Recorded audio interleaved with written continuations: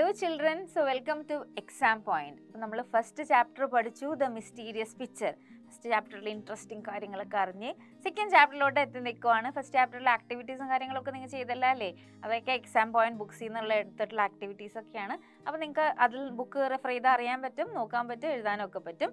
So നമ്മൾ second ചാപ്റ്ററിലോട്ട് പോവുകയാണ്. Second ചാപ്റ്ററിൻ്റെ പേര് എന്താണ്? അനദർ ഇൻട്രസ്റ്റിംഗ് പേരാണ് ആ ചാപ്റ്ററിൻ്റെ, the boy who drew cats. എന്താ അല്ലേ? കാറ്റ്സ് മാത്രമാണോ ബോയ് വരയ്ക്കുന്നത്? കാണാം, കണ്ടുപിടിക്കേണ്ടി വരും. സ്റ്റോറി വായിക്കാം, അപ്പം നമുക്ക് അറിയാൻ പറ്റും the boy who drew Katz മാത്രമാണ് വരക്കണേന്ന്. അപ്പോൾ ഇവിടെയും ഒരു ആർട്ടിസ്റ്റ് ഉണ്ടെന്ന് നമുക്ക് മനസ്സിലായി. ഫസ്റ്റ് ചാപ്റ്ററിൽ നമ്മൾ മിസ്റ്റീരിയസ് പിക്ചറിൽ ആർട്ടിസ്റ്റിനെയാണ് കണ്ടത് ഇല്ലേ? സ്റ്റോറി ഓഫ് ആൻ ആർട്ടിസ്റ്റ് ആയിരുന്നില്ലേ ടിൽ? ഓർക്കണല്ലേ ടില്ലിനാ? മറന്നുപോയോ? സോ ഫസ്റ്റ് ചാപ്റ്റർ മറന്നിട്ടല്ല നമ്മൾ സെക്കൻഡ് ചാപ്റ്ററിലോട്ട് പോകേണ്ടത്. എല്ലാ കാര്യങ്ങളും സ്റ്റോറി ആയിട്ട് കേട്ടിട്ടിരുന്നാൽ മിസ് പറഞ്ഞായിരുന്നു, ശ്രദ്ധിച്ച് കേട്ടിരുന്നാൽ പിന്നെ പഠിക്കേണ്ട ആവശ്യമില്ല. അപ്പോൾ ശ്രദ്ധിച്ച് കേൾക്കാം. ഫസ്റ്റ് ചാപ്റ്ററിലെ എല്ലാ കാര്യങ്ങളും ഓർത്ത് വെച്ചിട്ട് തന്നെ സെക്കൻഡ് ചാപ്റ്ററിലോട്ട് പോകാം. ഇത് chapter 2 the boy who drew Katz ആണ്. ഇതിലെ എല്ലാ ആക്ടിവിറ്റീസും ഈ ചാപ്റ്ററിൻ്റെ എൻഡിലെ ടെക്സ്റ്റ് ബുക്ക് ആക്ടിവിറ്റീസ് ഒക്കെ മിസ് ചെയ്യിപ്പിക്കുന്നുണ്ട്. എല്ലാ ആക്ടിവിറ്റീസും മിസ് ചെയ്തത് എക്സാം പോയിന്റ് ബുക്കിൽ നിന്ന് തന്നെ എടുത്തിട്ടാണ്. സോ നമുക്ക് ചാപ്റ്ററിലോട്ട് പോയാലോ? സ്റ്റോറി ഇൻട്രസ്റ്റിംഗ് ആണോ അല്ലേന്ന് കണ്ടുപിടിക്കണ്ടേ? ഓക്കെ, നമുക്ക് പോവാം കേട്ടോ. സോ ഇനി നമുക്ക് ഈ സ്റ്റോറി എഴുതിയത് ആരാണെന്ന് നോക്കണ്ടേ? അല്ല, കഷ്ടപ്പെട്ട് എഴുതിയതല്ലേ ആരായാലും. അപ്പം ജസ്റ്റ് നമുക്ക് ആ ഓഥറിൻ്റെ പേരും അയാളുടെ കാര്യങ്ങളൊക്കെ ഒന്ന് അറിയാം. So who's the author of the story the boy who drew cats? കണ്ടുപിടിക്കാം. Hasegawa Takejiro. എന്താണല്ലേ പേര്? So that is a Japanese name. ഒരു ജാപ്പനീസ് നെയിമാണ്, അതുകൊണ്ടിട്ടാണ് ഹസെഗവ തക്കേജിറോ. പേരിന് വെറൈറ്റി ഉണ്ടോയെന്ന് അറിയില്ല, കാരണം അവിടെ ചിലപ്പോൾ കോമൺ ആയിരിക്കും. എന്തായാലും നമുക്ക് കേൾക്കുമ്പോൾ നല്ല വെറൈറ്റി ഉണ്ട്. സോ എന്തായിരുന്നു അദ്ദേഹം ചെയ്തിരുന്ന കാര്യങ്ങൾ എന്ന് നമുക്ക് നോക്കാം. He was an innovative Japanese publisher specialising in books in European languages on Japanese subject. അപ്പോൾ എന്താ ചെയ്തിരുന്ന കാര്യങ്ങൾ? കുറേ കാര്യങ്ങൾ ചെയ്തിരുന്നു. ഓഥർ അല്ലാണ്ട് തന്നെ അത് ചെയ്തിരുന്നത് ഒരു ജാപ്പനീസ് പബ്ലിഷറും കൂടിയായിരുന്നു. പബ്ലിഷർ എന്ന് പറയുമ്പോൾ എന്താ? ബുക്സ് ഒക്കെ പബ്ലിഷ് ചെയ്യുന്ന ആള്. സ്പെഷ്യലൈസിങ് എന്തായിരുന്നു? എങ്ങനെയുള്ള ബുക്സ് ആണ് പബ്ലിഷ് ചെയ്തിരുന്നത്? ഇൻ യൂറോപ്യൻ ലാംഗ്വേജസിലാണ് പബ്ലിഷ് ചെയ്തത്. പക്ഷേ എന്തിനെ കുറിച്ചായിരുന്നു? ജാപ്പനീസ് സബ്ജക്ട്സിനെ കുറിച്ചായിരുന്നു. ജാപ്പനീസിലുള്ള കാര്യങ്ങളെക്കുറിച്ചും ഇതൊക്കെയായിരുന്നു എന്ന് അദ്ദേഹം ബുക്സ് പബ്ലിഷ് ചെയ്തിരുന്നത്. He employed leading foreign residents as translators. അപ്പോൾ അവിടെയുള്ള ഫോറിനിൽ നിന്ന് വന്ന് താമസിക്കുന്ന ആൾക്കാരെയാണ് ട്രാൻസ്ലേറ്റേഴ്സ് ആയിട്ട് എംപ്ലോയ് ചെയ്തിരുന്നതെന്ന് വെച്ചാൽ ജോലിക്ക് വെച്ചിരുന്നത്. And noted Japanese artist as illustrators എന്ന് പറയുമ്പോൾ ചിത്രകാരന്മാരും പടം വരക്കാനും ഒക്കെ ജാപ്പനീസ് ആർട്ടിസ്റ്റിനെ തന്നെയാണ് വെച്ചിരുന്നത്. And became a leading purveyor of export books and publications for foreign residents in Japan. അങ്ങനെ അദ്ദേഹം വലിയ ബുക്കൊക്കെ വിൽക്കുന്ന വലിയൊരാളായി. സോ പബ്ലിഷറാണ്, പബ്ലിഷിംഗ് ബുക്സ് ആണ്, നല്ലോണം പബ്ലിഷ് ചെയ്ത് അത്യാവശ്യം പേരും കേട്ട ഒരാളാണ്. So apart from the author he also run a publishing sector അല്ലേ? പബ്ലിഷിംഗ് കാര്യങ്ങളൊക്കെ നടത്തിക്കൊണ്ടുവരുന്ന ആളാണ് നമ്മുടെ ഓഥർ. അപ്പോൾ നമുക്ക് കഥയിലോട്ട് പോകാം. The boy who drew cats. A long time ago, in a small country village in Japan, there lived a poor farmer and his wife who were very good people. എവിടെയാണ്? പണ്ട് അങ്ങനെയല്ലേ കഥ പറയണം? പണ്ട് എവിടെയാണ്? കുറേ നാളുകൾക്ക് മുമ്പ് ഒരു സ്മോൾ കൺട്രി വില്ലേജ് എന്ന് പറയുമ്പോൾ ഒരു ജപ്പാൻ എന്ന കൺട്രിയിലെ ഒരു ചെറിയ വില്ലേജിൽ there lived a poor farmer. ഒരു പാവം കൃഷിക്കാരനും ഉണ്ടായിരുന്നു, ഭാര്യ ഉണ്ടായിരുന്നു. who were very good people. അവർ രണ്ടുപേരും പാവപ്പെട്ടവരായിരുന്നെങ്കിൽ കൂടി നല്ല ആളുകളായിരുന്നു എന്നാണ് സ്റ്റോറിയിൽ ഓഥർ സ്റ്റാർട്ടിങ് പറയുന്നത്. ഓക്കെ, സോ നമുക്ക് മനസ്സിലായി കഥ നടക്കുന്നത് ജാപ്പാനിൽ തന്നെയാണ്. കഥ നടക്കുന്നത് വേറെ ഏത് നാട്ടിലല്ല. ഓക്കെ, സോ കഥയിൽ പണ്ട് നടന്നൊരു കാര്യമാണ്. ഒരു പൂർ ഫാമറിൻ്റെ കഥയാണ് നമ്മൾ പഠിക്കാൻ പോകുന്നത്. They had a number of children. കുറേ മക്കളുണ്ടായിരുന്നേ. And found it very hard to feed them all. കാരണം എന്താണ്? കുറേ മക്കളുണ്ടായിരുന്നു, അവർക്ക് ഭക്ഷണം കൊടുക്കാൻ ഭയങ്കര ബുദ്ധിമുട്ടായിരുന്നു. Because he was a poor farmer അല്ലേ? പാവപ്പെട്ട ഒരു കൃഷിക്കാരനായിരുന്നുകൊണ്ട് തന്നെ കുറേ കുട്ടികളുണ്ടായിരുന്നുകൊണ്ടിട്ട് എല്ലാവർക്കും ഭക്ഷണം കൊടുക്കാൻ പറ്റുമായിരുന്നില്ല.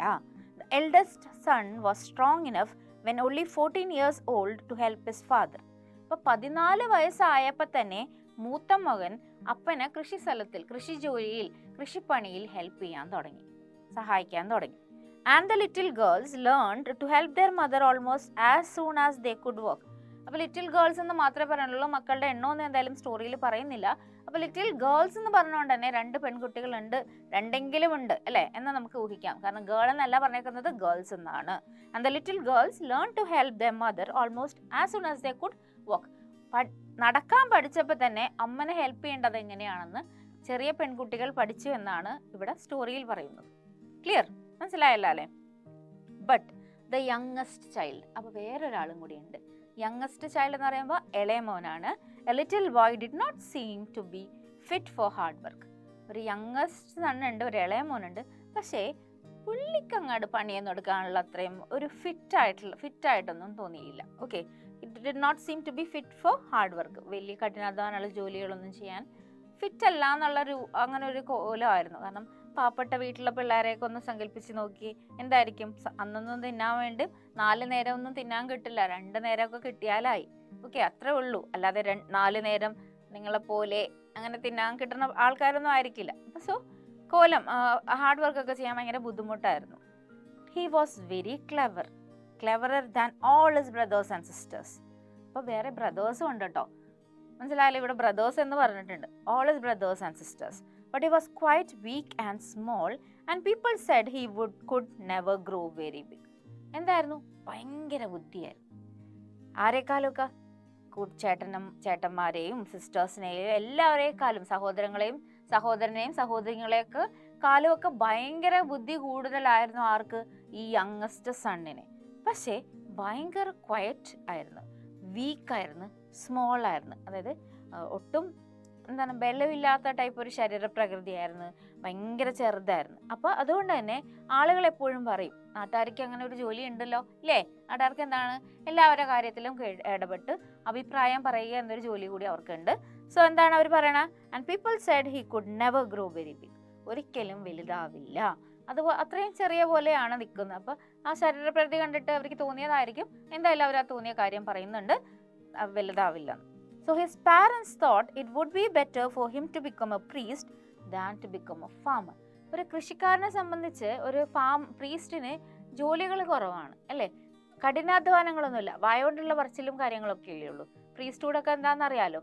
സോ അതുകൊണ്ട് തന്നെ ആ പാരൻസ് വിചാരിച്ചു, എന്തുകൊണ്ട് ഈ ഇളയ മോന് അച്ഛനായിക്കൂടാ, അല്ലെങ്കിൽ അമ്പലത്തിലെ പൂജാരി ആയിക്കൂടാ എന്ന് വിചാരിച്ചു. കാരണം പ്രീസ്റ്റ്ഹുഡ്, ജപ്പാൻ എന്ന് പറയുമ്പോൾ കുറേ ടെമ്പിൾസ് ആണ് ഉള്ളത്. പ്രീസ്റ്റ്ഹുഡ് എന്ന് പറയുമ്പോൾ മണ്ണു does all these religious activity involved in religious activities എന്ന അർത്ഥത്തിലാണ്.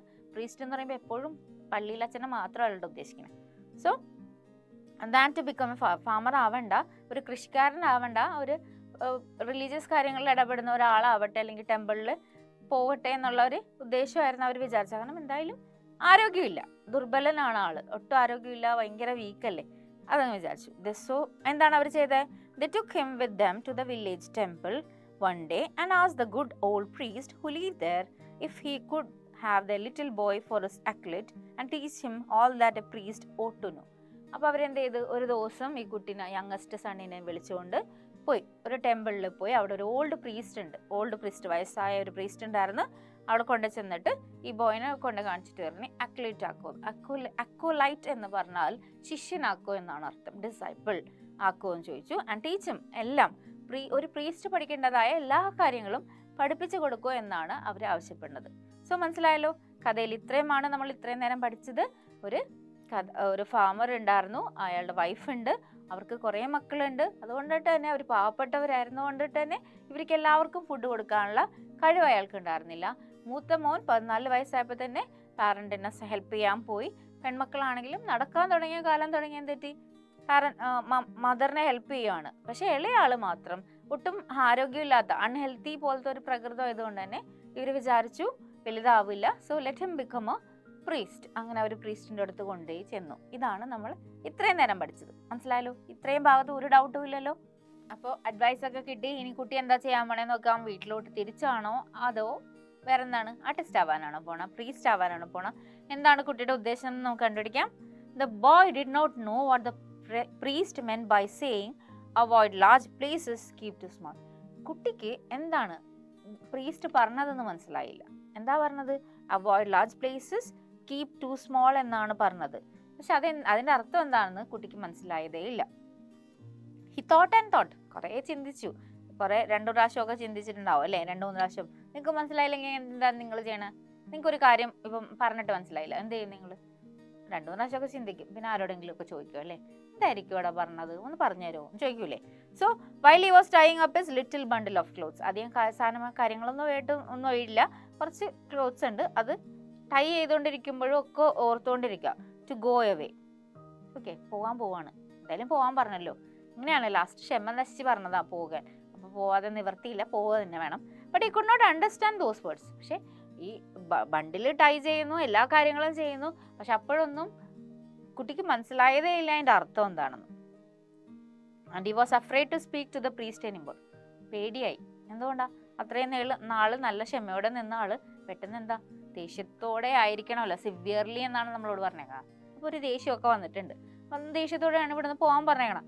സോ പിന്നെ ഒരു കാര്യം ചോദിക്കാൻ, അല്ല എനിക്കത് മനസ്സിലായില്ലോ, ഒന്ന് പറഞ്ഞു തരുമോ എന്ന് പ്രീസ്റ്റിനോട് ചോദിക്കാൻ ആൾക്ക് പേടിയായി. ഈ കുട്ടിയുടെ പ്രത്യേകത എന്തായിരുന്നു എന്ന് പറഞ്ഞേ? ക്ലെവർ ആയിരുന്നില്ലേ? നല്ല ക്ലെവർ ആയിരുന്നു. പക്ഷെ എന്നിട്ടും കുട്ടിക്ക് ആ പറഞ്ഞ അർത്ഥം ഗ്രഹിക്കാൻ പറ്റിയില്ല എന്നാണ് ഓദർ ഇവിടെ പറയുന്നത്. സോ പക്ഷെ എന്ത് പറഞ്ഞു? Except say good bye. അപ്പോൾ വേറെ ഒന്നും പറഞ്ഞില്ല, ഗുഡ് ബൈ പറഞ്ഞിട്ട് കുട്ടി പോയി. He left the temple very sorrowfully. ഭയങ്കര വിഷമത്തോടെയാണ് ടെമ്പിൾ വിട്ടത്. And began to wonder what he should do. ഇനി എന്ത് ചെയ്യും? What he should do, that was the thing he had in his mind. അല്ലേ? കാരണം എന്താണ്? വീട്ടിൽ നിവൃത്തിയില്ല. ഒരു കുട്ടീനെയും കൂടി അഫോർഡ് ചെയ്യാനുള്ള ഒരു കപ്പാസിറ്റിയും അവർക്കില്ലാത്തത് കൊണ്ടിട്ടാണ് അവർ ഇവിടെ കൊണ്ടുവന്ന് ആക്കിയേക്കണത്. അപ്പോൾ ഇവിടെ നിന്ന് ഇപ്പോൾ പറഞ്ഞു വിടുകയാണ്, ഇനി എങ്ങോട്ട് എന്നുള്ളത് അറിയില്ല. If he went straight home he felt sure his father would punish him for having been disobedient to the priest, so he was afraid to go home. ഇവിടെ നിന്ന് നേരിട്ട് വീട്ടിലോട്ട് ചെന്ന് കഴിഞ്ഞാൽ ആദ്യം തന്നെ എന്തായിരിക്കും സംഭവിക്കുക? കുട്ടിക്ക് ഉറപ്പായിരുന്നു കുട്ടിയുടെ അച്ഛൻ കുട്ടീനെ ചീത്ത പറയും. കാരണം എന്താണ്?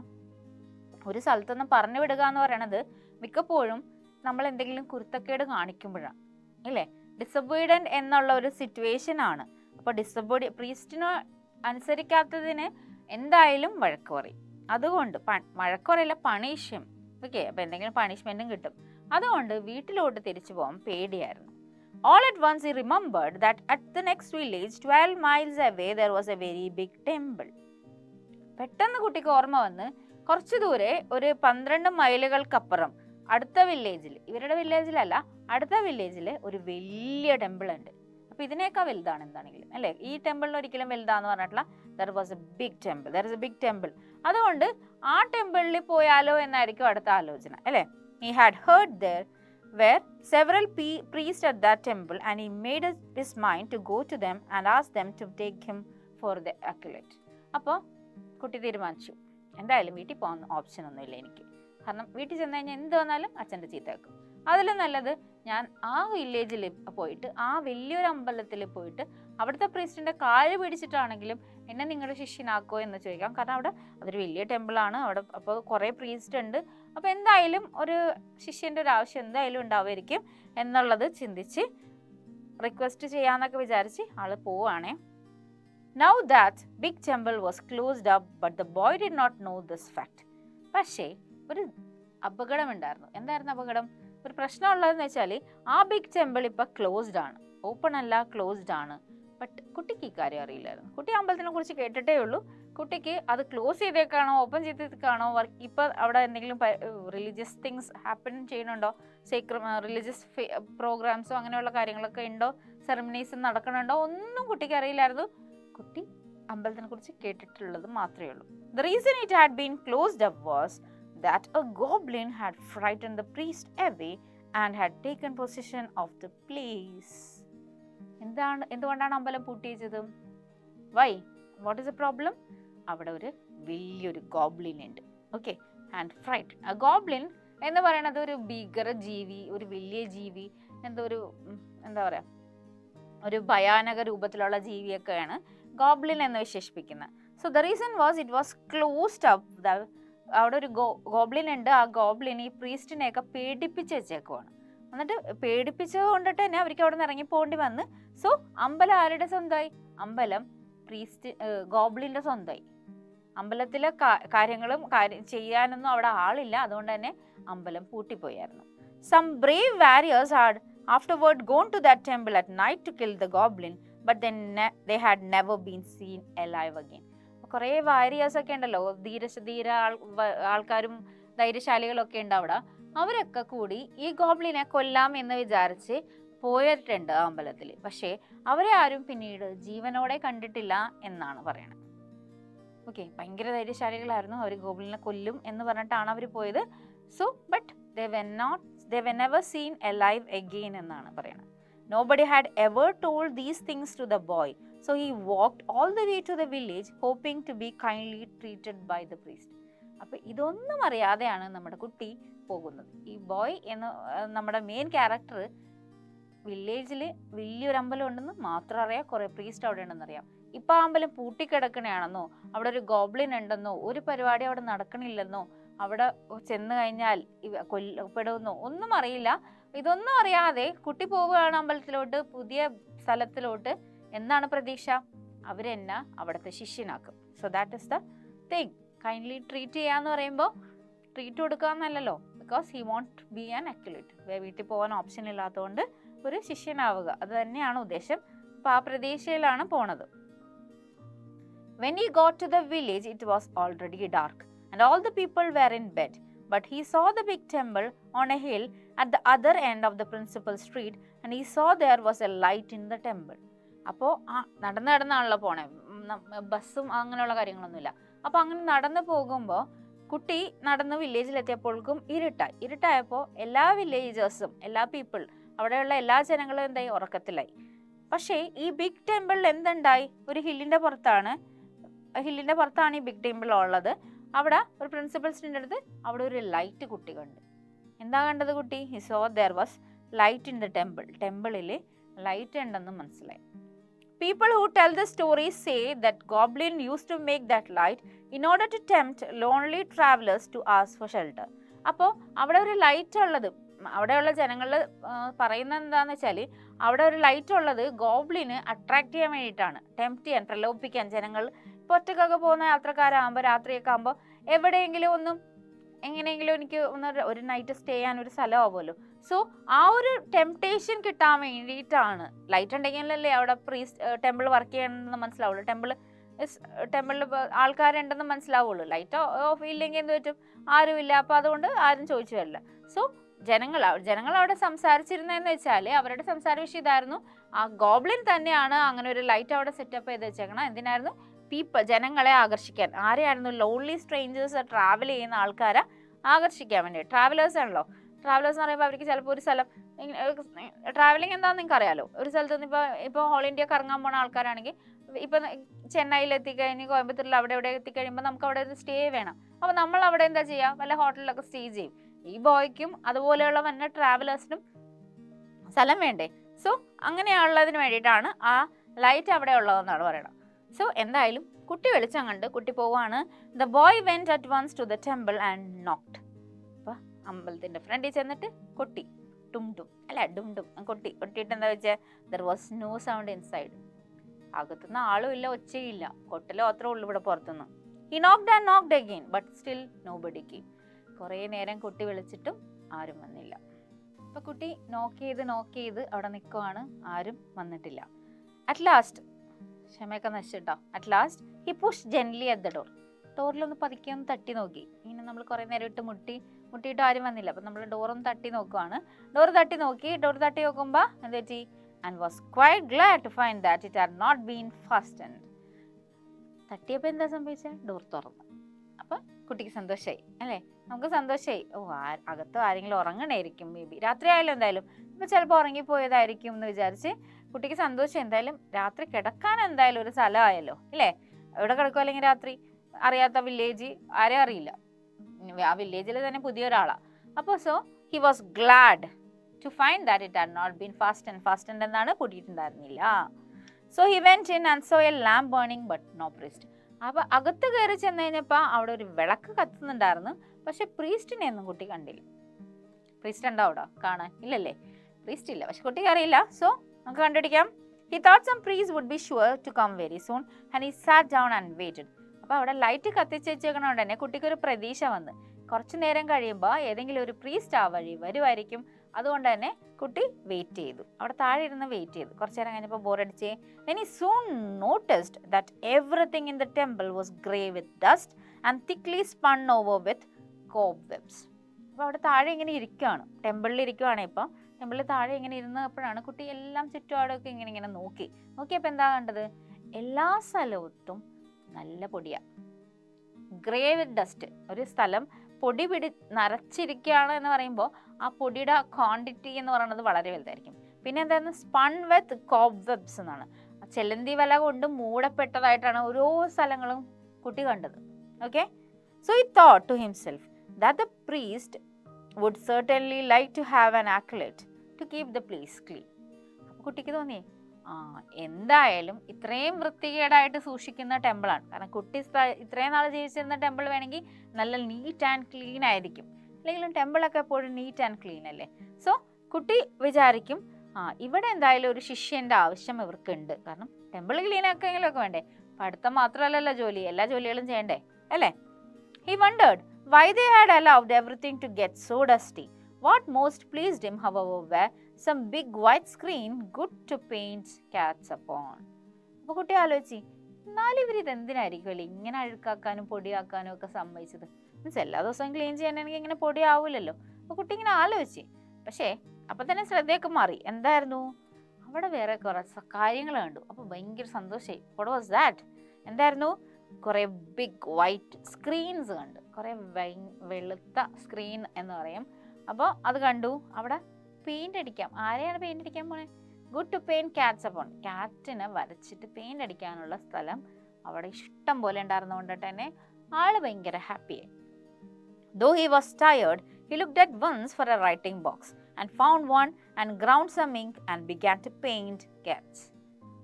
ആള് ടയേർഡാണ്, നടന്ന് കഷ്ടപ്പെട്ട് വന്ന് ഇവിടെ രാത്രിയായി. പക്ഷേ എന്നിട്ടും അപ്പോൾ തന്നെ ഇത് വൈറ്റ് സ്ക്രീൻ കഴിഞ്ഞപ്പോൾ ഒരു റൈറ്റിംഗ് ബോക്സ് എന്തെങ്കിലും ഉണ്ടാവില്ല, പെന്നൊക്കെ സൂക്ഷിച്ചേക്കണ സ്ഥലമൊക്കെ ഉണ്ടാന്നൊക്കെ നോക്കി കണ്ടുപിടിച്ച് അതിൽ ഇങ്കൊക്കെ നിറച്ച് പൂച്ചനെ വരക്കാൻ തുടങ്ങി. ദ സെയിം തിങ് അല്ലേ, ഇവിടെയും ഒരു വ്യത്യാസമില്ല, ആൾ പൂച്ചനെ വരക്കാൻ പോണേണ്. So he began to paint cats. He painted a great many cats upon the screens and then he began to feel very very sleepy. അപ്പോൾ പറ്റാവുന്ന അത്രയും കാറ്റിനെ വരച്ചു. കുറേ കാറ്റിനെ വരച്ച് കഴിഞ്ഞപ്പോൾ ഉറക്കം വന്നു, ഭയങ്കര ടയർഡല്ലേ. So he felt sleepy.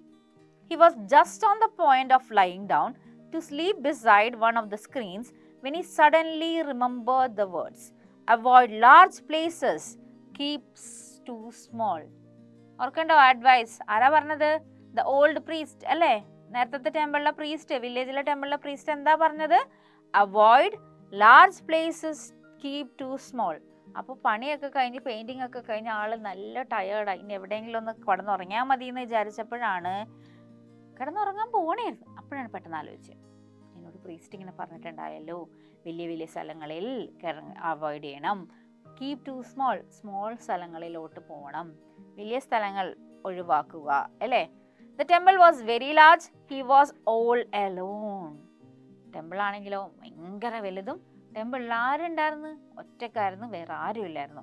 And as he thought of these words, ഈ പറഞ്ഞേക്കുന്ന അഡ്വൈസ് ഇങ്ങനെ ഓർക്കും, ഈ ടെമ്പിളിൻ്റെ ഒറ്റക്കായ ഇതും എല്ലാം കൂടി ആകുമ്പോൾ മൊത്തത്തിൽ എന്തായിരിക്കും ആ ഒരു ഇമ്പാക്റ്റ്? നല്ല ഇമ്പാക്റ്റ് അല്ലേ. കിടന്ന് നോക്കിയിട്ടുണ്ടോ ഒറ്റക്ക് എവിടെയെങ്കിലും? ഇല്ലല്ലോ, ചാൻസ് ഇല്ല. എന്തായാലും 8th സ്റ്റാൻഡേർഡിലല്ലേ ആയുള്ളൂ. So you will get your chance when you go somewhere അല്ലേ, അപ്പോഴല്ലേ നമ്മളിങ്ങനെ ഒറ്റക്കൊക്കെ ആവുള്ളൂ. അതുവരെ നമുക്ക് എന്തായാലും പാരൻസും സിബ്ലിങ്സും ഫ്രണ്ട്സും റിലേറ്റീവ്സും എല്ലാവരും ഉണ്ടാവും എവിടെയെങ്കിലുമൊക്കെ പോകുമ്പോൾ.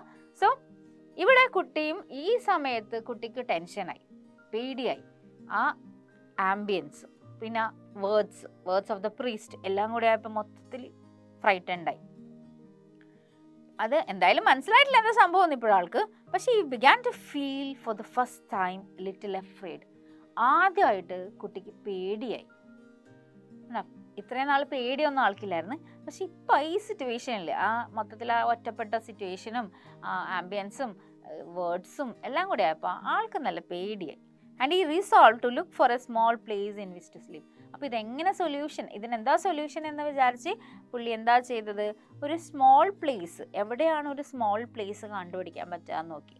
Small place which to sleep in which to, അവിടെ ഒരു അത്രയും വലിയ ടെമ്പിളിൽ ഓപ്പൺ ആയിട്ട് കിടന്നുറങ്ങാൻ എന്തായാലും കുട്ടിക്ക് ഉദ്ദേശമില്ലായിരുന്നു. ഒരു സ്മോൾ പ്ലേസ് കണ്ടുപിടിക്കാമെന്ന് വിചാരിച്ചു. He found a little cabinet. ഒരു ക്യാബിനറ്റ് കണ്ട്. ആ ക്യാബിനറ്റിന് എന്തുണ്ടായിരുന്നു? ഒരു സ്ലൈഡിങ് ഡോർ ഉണ്ടായിരുന്നു. സ്ലൈഡിങ് ഡോർ എന്ന് പറഞ്ഞാൽ അറിയാമല്ലോ, ഇങ്ങനെ നീട്ടി പോകുന്ന door. And went into it. അപ്പോൾ ക്യാബിനറ്റിൻ്റെ ഉള്ളിൽ പോയി അതിൽ ഷട്ട് ഹിംസെൽഫ് അപ്പ്, അതിൽ സ്വയം അടച്ചു പൂട്ടി. Then he lay down and fell fast asleep.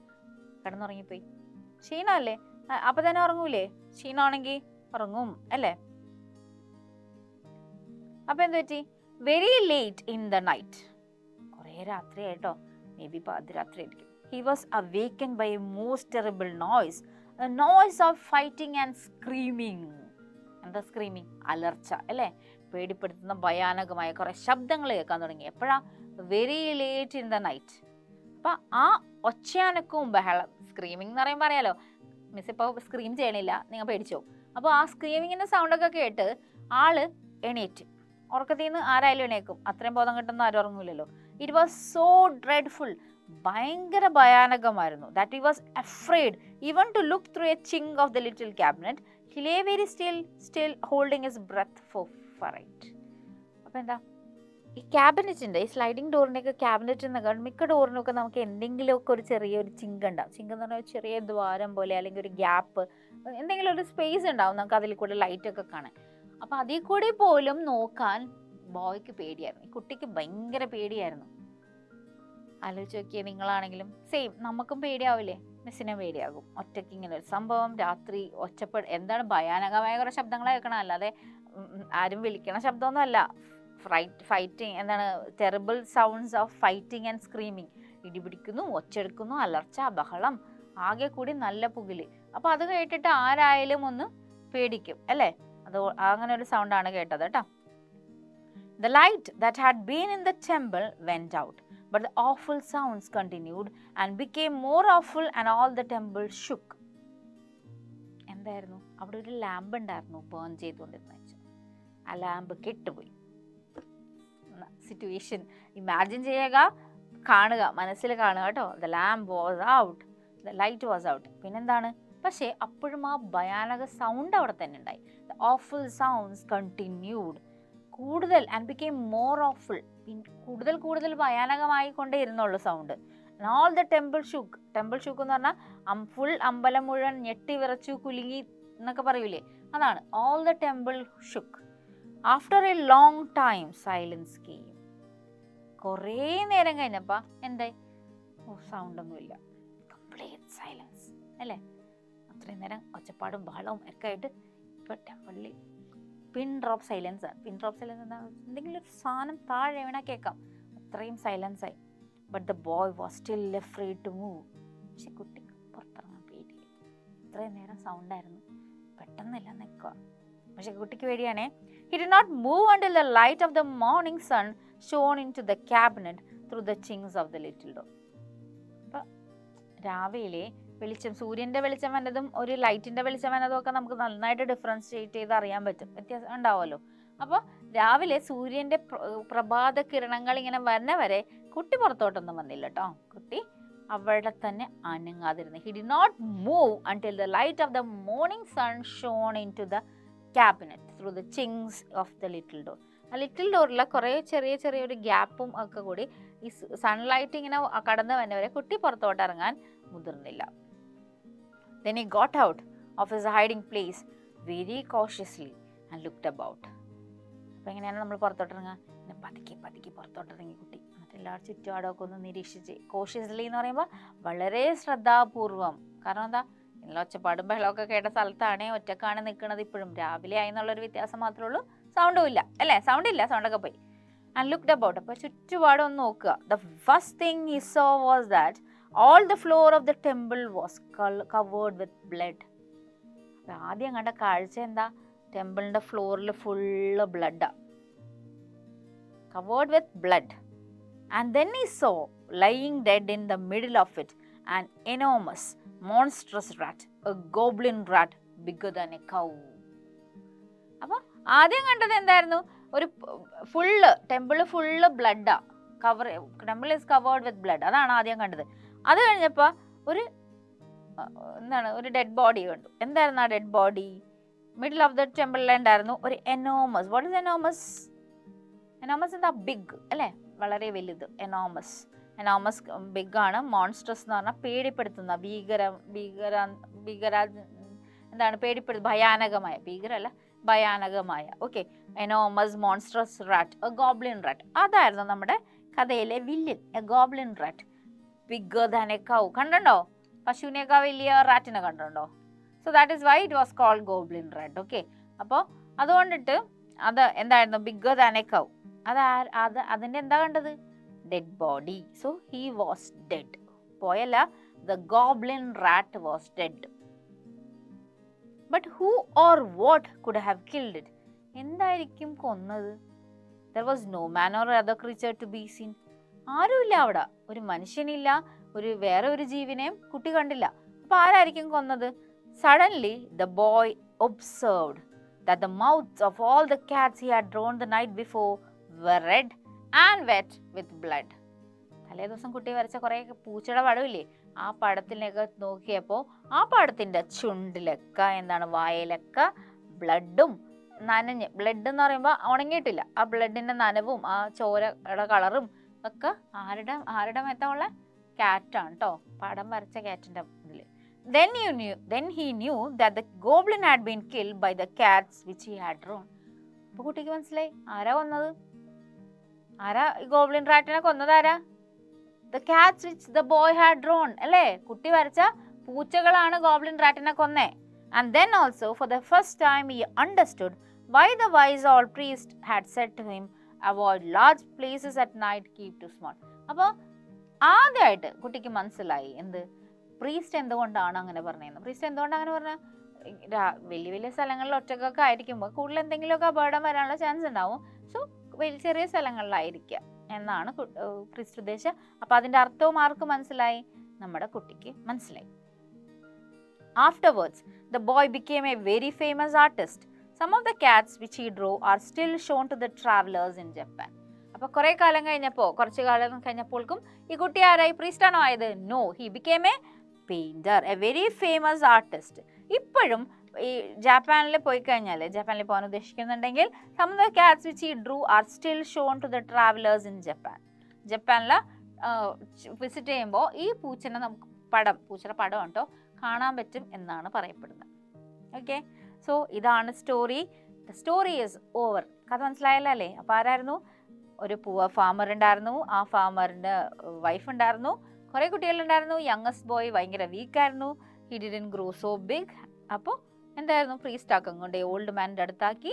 Old man എന്ത് ചെയ്തു?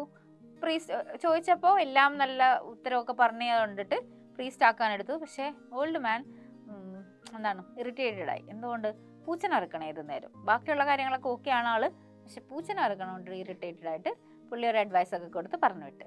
അങ്ങനെ കുട്ടി തിരിച്ച് വീട്ടിൽ പോയില്ല, പകരം ബിഗ് ടെമ്പിളിൽ അവിടെ ചെന്നിട്ട് പ്രീസ്റ്റ് ആവാമെന്ന് വിചാരിച്ചു. അങ്ങോട്ടുള്ള യാത്രയിൽ അവിടെ ചെന്നിട്ടിട്ട് റെസ്റ്റ് എടുത്തു. അതിൻ്റെ ഇടയിൽ റെസ്റ്റ് എടുക്കണേക്കുമ്പോൾ കുറേ പൂച്ചയുടെ പടം വരച്ചു. അത് കഴിഞ്ഞ് ഒന്ന് ഉറങ്ങിപ്പോയി തിരിച്ച് പിറ്റേ ദിവസം രാവിലെ എണീക്കുമ്പോൾ കാണുന്നത് ഗോബ്ലിൻ റാറ്റിൻ്റെ ഡെഡ് ബോഡിയാണ്. ആരാണ് കൊന്നത്? The Katz. വരച്ച ക്യാറ്റ് പടത്തിൽ നിന്ന് ഇറങ്ങി വന്നിട്ടാണ് ഇതിനെ കൊന്നേക്കണം. സോ കുട്ടിക്ക് മനസ്സിലായി ഞാൻ ഇനി വലിയൊരു ഫേമസ് ആർട്ടിസ്റ്റാണ് എന്തായാലും ആവേണ്ടതെന്ന്. അപ്പോൾ അതുപോലെ തന്നെ afterwards he became A great artist ആണ് ആയത്, പ്രീസ്റ്റ് അല്ല ആയത്. ഇപ്പോഴും നമുക്ക് കാണാൻ പറ്റും എന്നാണ് പറയുന്നത്. ആർക്കെങ്കിലുമൊക്കെ ജപ്പാനിലൊക്കെ പോകാൻ അവസരം കിട്ടിയാൽ കാണുക, ആ പൂച്ചനെ കാണാൻ പറ്റുമെന്ന് നോക്കുക. ഓക്കെ, അപ്പം നമ്മൾ ചാപ്റ്റർ 1 പഠിച്ചു, ചാപ്റ്റർ 2 പഠിച്ചു. ചാപ്റ്റർ 1 എന്താ പേരായിരുന്നു? The mysterious picture. പക്ഷെ അവിടെ എന്തായിരുന്നു മിസ്റ്ററി എന്തായിരുന്നു? അവിടെ ആ എന്താണ്, മതിൽമേൽ വരച്ച പടം കാണാൻ പറ്റില്ല. ആർക്ക് കാണാൻ പറ്റും? നോബൽ ബ്ലഡ് ഉള്ളവർക്ക് കാണാൻ പറ്റും എന്നായിരുന്നു മിസ്റ്ററി. പക്ഷെ നമുക്കറിയാവുന്നൊരു കാര്യം ഉണ്ടായിരുന്നു, ടില്ല് പടമൊന്നും വരച്ചിട്ടില്ലായിരുന്നു. എന്തായിരുന്നു ടില്ല് പറഞ്ഞേ? ഞാൻ പടമൊന്നും വരക്കാൻ പോകുന്നില്ല, എന്തായാലും എന്നെ കൊല്ലും, എന്ത് വന്നാലും ഒന്നല്ലെങ്കിൽ അറച്ചിട്ട് കൊല്ലും, അല്ലെങ്കിൽ കോട്ടീസ് കൊല്ലും. സോ ഞാൻ പടമൊന്നും വരക്കുന്നില്ല എന്നാണ് ടില്ല് തീരുമാനിച്ചത് അല്ലേ? പക്ഷേ ഇവിടെ the boy who Drew Katz എന്ന ചാപ്റ്ററിൽ മിസ്റ്ററി ഉണ്ടായിരുന്നോ? ചാപ്റ്ററിന്റെ പേരെന്ന് പറയുമ്പോൾ വളരെ സിമ്പിൾ പേരാണ്, പൂച്ചകളെ വരക്കുന്ന ആൺകുട്ടി എന്നാണ് ചാപ്റ്ററിന്റെ പേര്. ആ ചാപ്റ്ററിൽ എന്താണ് സംഭവം? അവിടെയല്ലേ ശരിക്കും മിസ്റ്ററി. മിസ്സിന്റെ അഭിപ്രായമാണ് ചാപ്റ്റർ 1 മിസ്റ്ററി ഉള്ളത് ചാപ്റ്റർ 2 തന്നെയാണ്. കാരണം നമ്മുടെ ഇവിടെ ഗോബ്ലിൻ റാറ്റ് കൊല്ലപ്പെടുന്നത് പൂച്ചകളാണ് കൊല്ലുന്നത്. പക്ഷെ പൂച്ച എവിടെന്നാ വന്നേ പൂച്ച വന്നത് പടത്തിൽ നിന്നാണ് അല്ലേ? നമ്മുടെ ബോയ് വരച്ച പെയിന്റിങ്സിൽ നിന്നാണ്, മതിൽമേൽ വരച്ച, സ്ക്രീൻസിൽ വരച്ച, അതിൽ നിന്നും വന്ന് പൂച്ച ഗോബ്ലിൻ റാറ്റിനെ കൊന്ന് തിരിച്ച് പൂച്ചകൾ അവിടെ പോയി നിന്നു. അപ്പോൾ അവരുടെ ചുണ്ടിൽ വായിൽ ചോരയുണ്ടായിരുന്നു, വെറ്റ് വിത്ത് ബ്ലഡ് എന്നാണ് ഓഥർ പറയുന്നത്. അപ്പൊ മിസ്റ്ററി എന്ന് പറയുന്ന സാധനം വന്നത് ഇവിടെയാണ്. കാരണം ഇവിടെയാണ് നമുക്ക് എക്സ്പ്ലെയിൻ ചെയ്യാത്ത ഒരു കാര്യം വന്നത്. അല്ലേ? പിന്നെ കഥയുടെ പേര് എഴുതുക എന്ന് പറയുന്നത് ആരുടെ ഉത്തരവാദിത്തം? ഓഥറിന്റെ ഉത്തരവാദിത്തമാണ്. അത് നമുക്ക് ഓഥറിന് തന്നെ വിടാം.